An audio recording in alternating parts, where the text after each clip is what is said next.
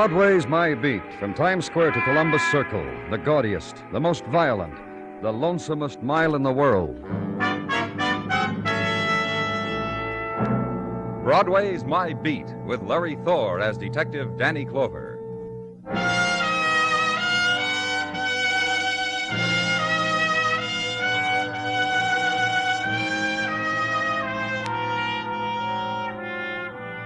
When it's evening and the summer moon starts its circuit over Broadway, the mob scurries to its favorite cooling places.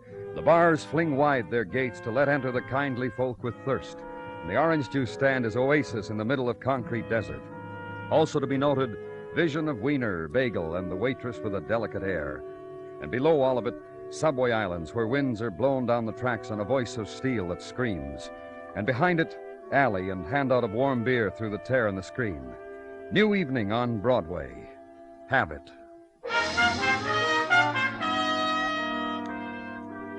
And at headquarters, last trip to water cooler on your homeward way out the door. The door is open for you. Two men, Dr. Sinsky and the man who protests. What'd you bring me in here for? For a chat. Consider it a privilege, Mr. Nelson, that you are in condition to chat.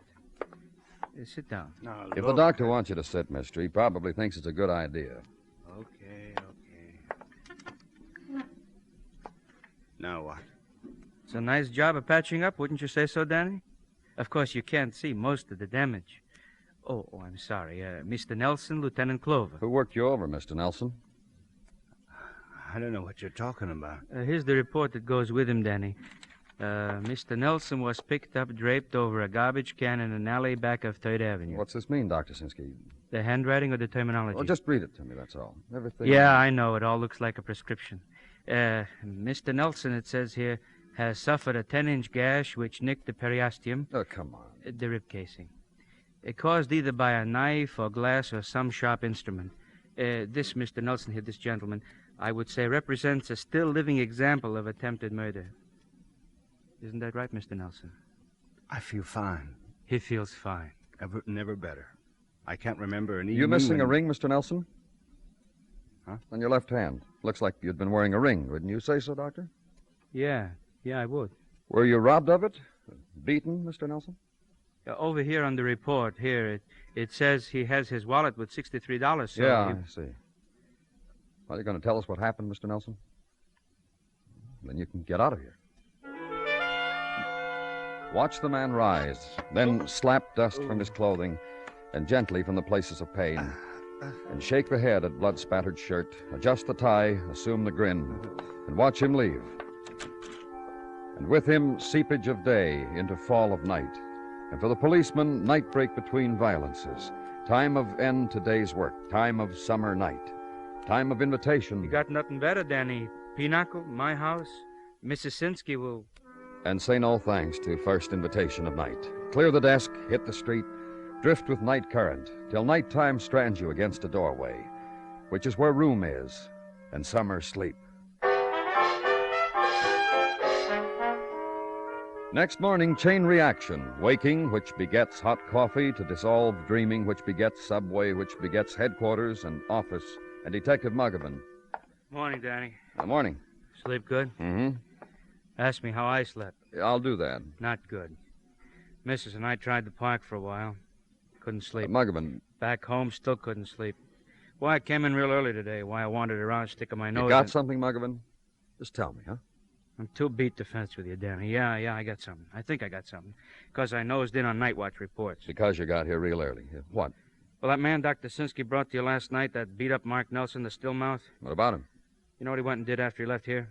No. I didn't think you did. Muggavan, it... Oh, you woke me, Danny. You really did. Around midnight, Mark Nelson shows up 205th Precinct, signs a robbery complaint against the Joan Parker. Go on. Nelson tells the precinct boys that Joan Parker was at a party at his house. When Joan left, the guests noticed there were things missing from their person, money and things. Nelson said he'd take care of it, said he knew where Joni hung out. Tommy's Bar, 18th and 3rd. And you know what? No. I said no, Markman. Precinct boy picked this Joni up. She was doing mirror sketches at Tony's Bar at the time. A precinct boy tucked her drawing finger in his palm, dragged her out of there, brought her back to the precinct where... Well, where what? Where Mark Nelson cried a little, apologized to Joan, who cried a little. Then the complaint was dropped, and the precinct boys pushed them both out the door onto the street. Well, I got Nelson's address from Dr. Sinsky's report. You got... Yeah, I've been very keen this morning, Danny, yeah. Joan Parker, 1834 West 19. We'll have a nice ride, huh, Danny? Ride now the late morning street, dappled with sun and people. Street slowed down according to the heat and according to who's walking in front of you. Broadway, and leave it. Ride to the west, and the row houses turning ragged. Brownstone becoming tenement. Process hastened by heat chemistry, chalk, boys, disintegration of plaster and attitudes, girls, rust, and jaunty landlords. Address in middle of the block. Cast of characters in the vestibule. Joan Parker, apartment 1C.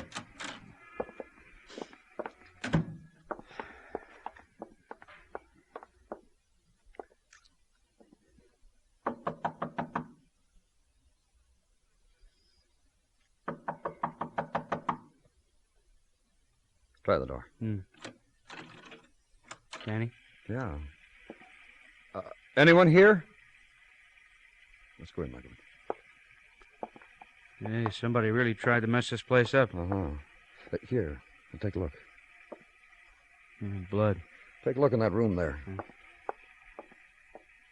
Anything? Somebody left the water running. A lot of blood in the sink. Hey, you say you got Mark Nelson's address, Danny? Let's go talk to him.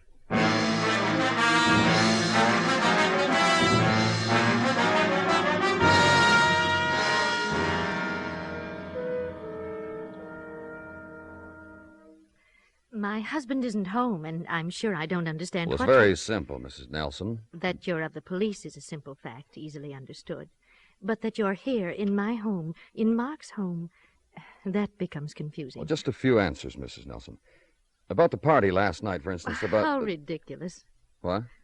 I said, and very plainly, how ridiculous. What is? There was no party here last night, and no girl who robbed anyone. Mark and I have not had a party for months. Not, that is, where other people have been invited. You see... Go on, Mrs. Nelson. Well, I was afraid it would sound mawkish, but why should I be afraid, I asked myself. Mark and I are two people desperately in love. From the days of courting up until this very moment. 28 years of love and... You get along fine, you and Mark? You won't laugh. No. It was written in heaven about Mark and me. And he's not home. Hasn't been all night. No. Where is he? Well, I don't know. He was not at home last night, nor this morning. And I'm weak with grief, I can tell you. This is not like Mark. Never like Mark. Mrs. Nelson. But my Mark will explain. My husband... Mrs. Nelson. Yes? Last night, your husband was beaten, knifed. Mark? That happened to Mark? Why? Why? He wouldn't tell us who had done it or why. Then you know where he is, and he's hurt, and you must tell me. We don't know where he is. We know this. Around midnight last night, he swore out a complaint against a girl he said had robbed his guests at a party. But so ridiculous.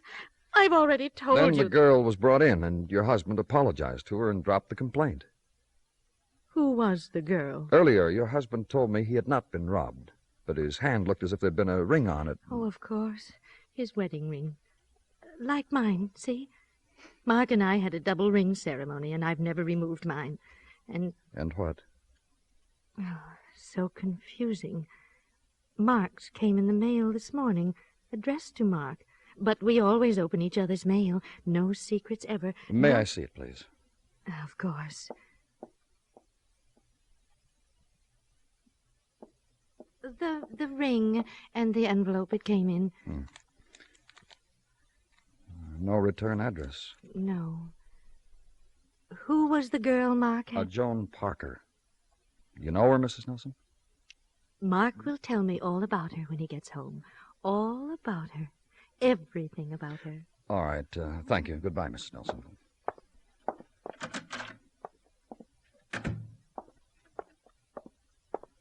Danny?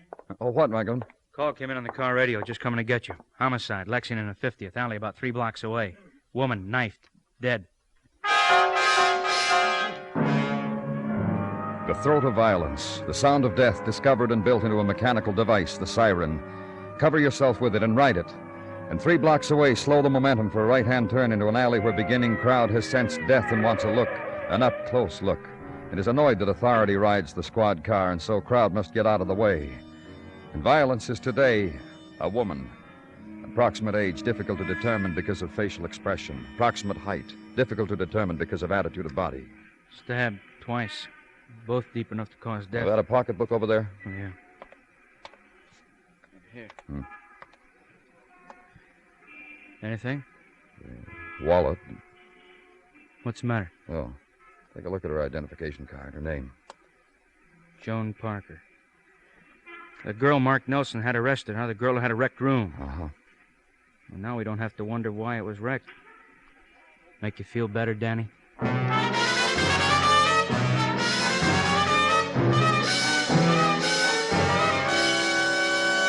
You are listening to Broadway's My Beat, written by Morton Fine and David Friedkin, and starring Larry Thor as Detective Danny Clover.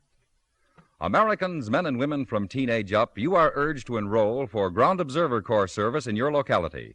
You are needed immediately, and the job to be filled is an important one. Write or telephone your nearest Civil Defense Center, or write to Ground Observer Corps, Air Force, Washington, 25, D.C. That's your own Civil Defense Center, or Ground Observer Corps, Air Force, Washington, 25, D.C.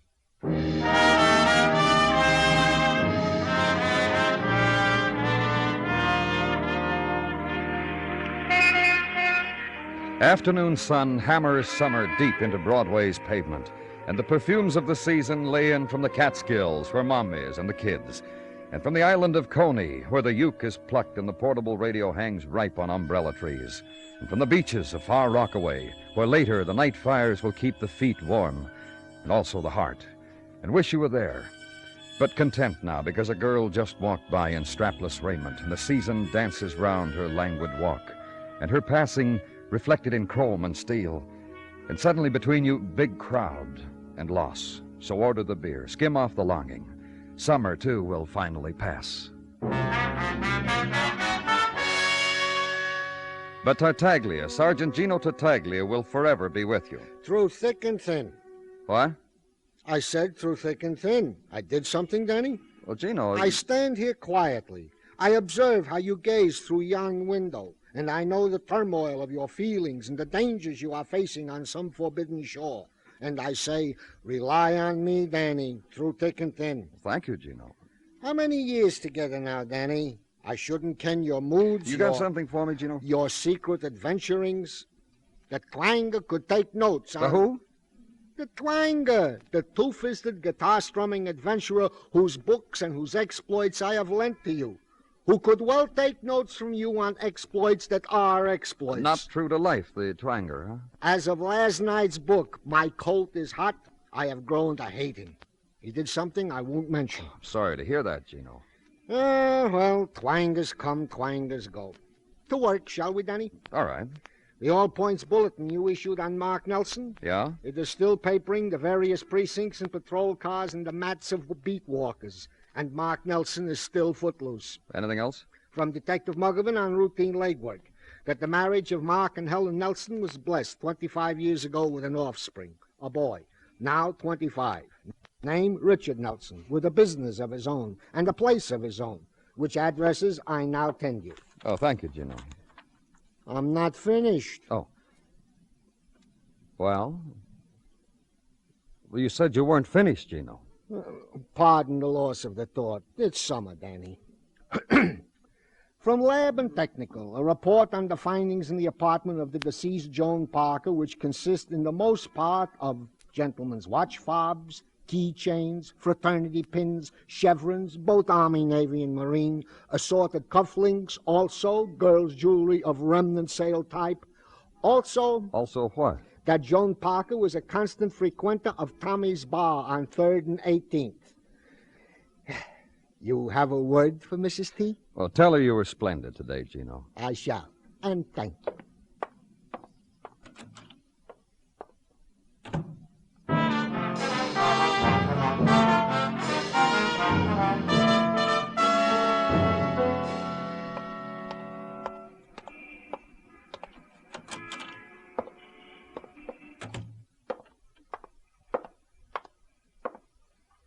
What's yours, mister? Oh, hold that badge closer, huh? P-O-L... I-C-E. What's yours, mister? I'm looking for the owner. Me. You know a girl named Joan Parker? Let me think. Let me put it this way. Do you know a girl named Joan Parker? Georgia! Georgia, come here a minute. He's a cop, Georgia. He just asked me about a girl named Joan Parker. Just because a girl by that name gets found in an alley, he comes here and asks a question like that. At first, I tried to give him the impression that such a girl was a stranger to us. But now I think you better have a seat with a gentleman and talk to him. You want a beer, Georgia? You, mister? One beer.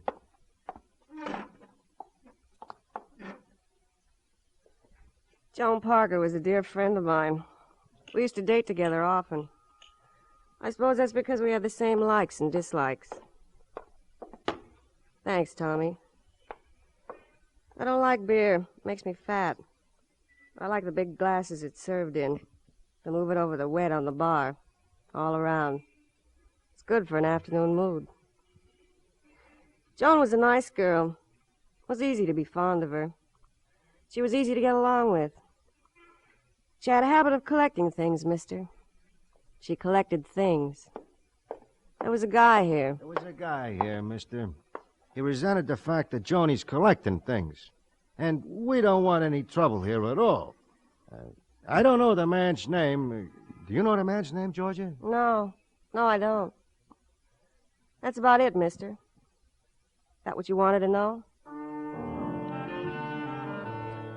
Walk out of the place where summer ritual is a woman making beer scrawlings across moist of bar. Woman waiting, woman of prepared speech for any occasion. And the ride downtown now to gray building darkening under veil of twilight. Elevator ascent to 12th floor, where office of Richard Nelson is. Richard Nelson, broker on glass pebble of door. And find it locked. And be called back by the elevator man and be scolded if you had bothered to ask could have saved you and him and the whole world a lot of trouble. Richard Nelson had gone home, closed up, gone home. So uptown again and to the apartment of Richard Nelson, broker, son of Mark and Helen Nelson, son of beaten man, of wanted man.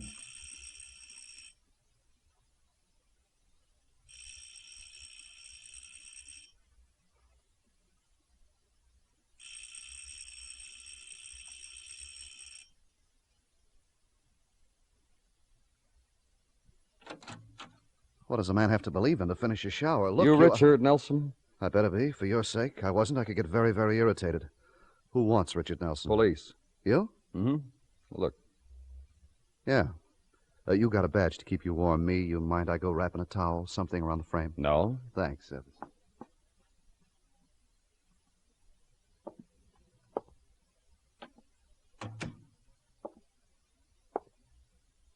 In a sec, kid.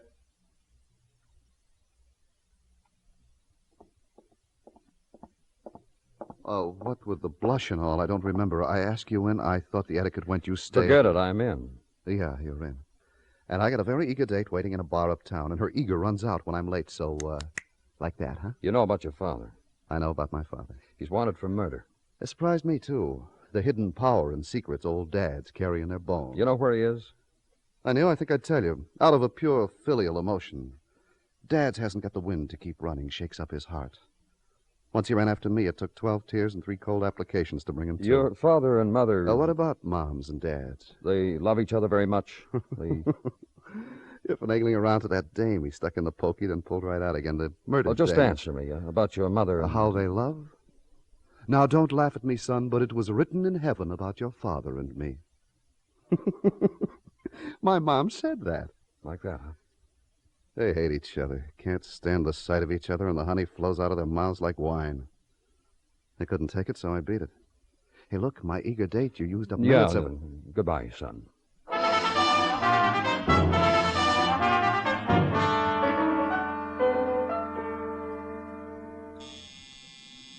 Yes, what is it? Mrs. Nelson out here to see you, Danny. I'll show her right in, Gino. this way to see Danny Clover. Come right in, Mrs. Nelson. Where is my Oh, husband? please, won't you sit down? Where is he? What's happening here? I'd be glad to help, Danny. No, that's all right, you know. All I want to know is where he is. Don't you people have any feelings? Gino. Yes, sir, Lieutenant. Oh, Mrs. Nelson. If something's happened to him, please. We don't know where he is. I want you to help me. Listen to me. All right. I'm going to sit down, like you asked me. And I'm going to control myself. I want you to help me do that. Now, just listen to what I have to say. It's been inside, and What do you want to tell me, Mrs. Nelson?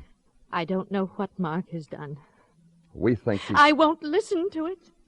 Whatever it is, just be gentle with him, so that when all of this is over and he comes back to me, I'll have his place all set, and I won't mention it. You're very fond of him, aren't you? When people ask me that, I always tell them that our marriage is made in heaven. You're very fortunate. And here we are together, Mark and I, at a crossroad. Somehow, Mark has been wicked. I know something. What? Tell me what you think he's done. You've changed your mind? So I'll know how to suffer with him. You mean you can do that by degrees, Mrs. Nelson? You don't have to be... I'll stick by him. I want you to know that. Whatever he's done... What is it, Gino? Out here, Lieutenant, it's important. Oh, pardon me, Mrs. Nelson. The most terrible thing you could think of, and I'd stick by him. They found him, Danny. Spotted him in a room near the East River docks. Muggavan's got the address, waiting in a squad car downstairs. Thanks, Gino. Now you can go in and talk to her. Now I don't know what to say to her.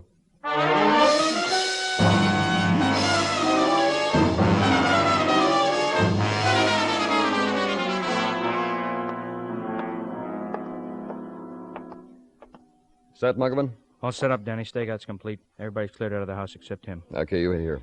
Careful, Danny. He fired at Dennison through the door. Just take it easy, that's all.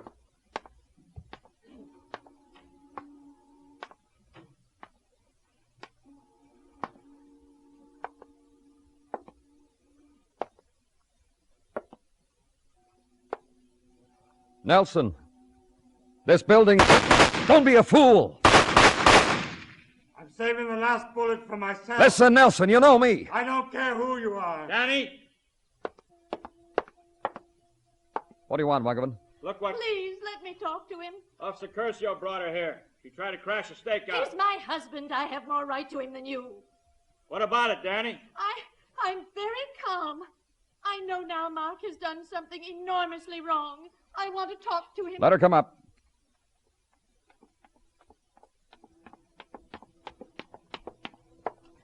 Where is he? Come on. Stand right here. Nelson! What do you want? Mark? Mark? It's Helen, your wife. Mark! Oh, hello, Mark. Put down that gun, Nelson. Do what he tells you, dear. Why did you have to bring her here and let her see me? Dear. The gun, Nelson. No. No. I haven't made up my mind yet what I'm going to do with it. And you can shoot me and kill me if you want. Is that my Mark talking like that? You don't know what's happened, Helen. I want to tell you something, Mark. What? Your wedding ring. Listen, You Helen. must have lost it or something. It came back today in the mail. Some kind person. Helen. Here it is. And tonight we'll put my ring next to yours. Clover. What? Doesn't she know what's happened to me? She knows. She hasn't made up her mind whether to believe it or not. Listen, Helen. You put down that gun, you hear? Helen. Helen. You remember, sweetie? Sweetie. Get away. Helen. Drop that gun, Nelson. Drop it. Now just stay where you are. You remember. Helen. I met a girl. She teased me. She wanted to wear my wedding ring. It's all right. I tell you it's all right. See? I have it. She wanted to wear it, else she said she wouldn't like me. Then she wouldn't give it back to me. I followed her to a bar. I had a fight with the man she was with. I fell and cut myself on a broken bottle. You come right and then home. They threw me in an alley. Later, I had the girl arrested so I could get close to her, so I could kill her. That was foolish. She sent the ring back. Do you know what I'm saying? I gave her my wedding ring. Don't you understand? Mark. What? I have to stop pretending now, don't I? Really pretending. After 28 years of pretending. Helen. Helen. Helen!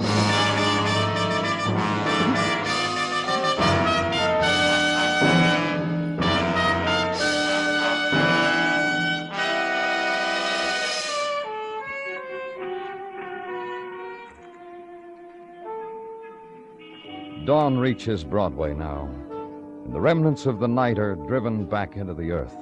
You walk the street, and from behind the doorway, you hear the old sound, the sound of weeping. And you know the nighttime will never leave. It's found its hiding place.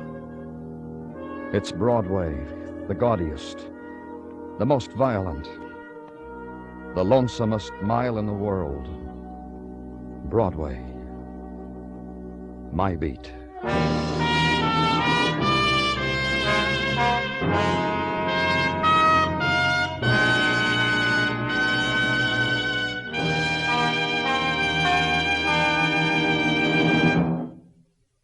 Broadway's My Beat stars Larry Thor as Detective Danny Clover, with Charles Calvert as Tartaglia and Jack Crucian as Muggavan. The program is produced and directed by Elliott Lewis, with musical score composed and conducted by Alexander Courage. In tonight's story, Paula Winslow was heard as Helen and Jay Novello as Mark Nelson. Featured in the cast were Charlotte Lawrence, Clayton Post, and Hy Averback. George Walsh speaking.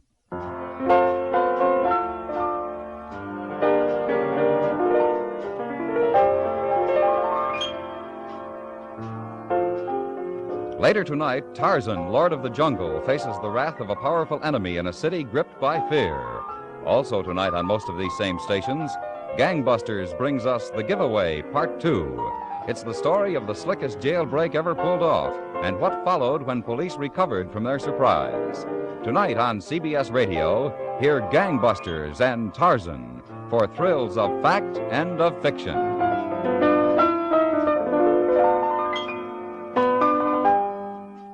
Sunday nights, Dick Powell is rough, tough Richard Diamond, private detective, on the CBS Radio Network.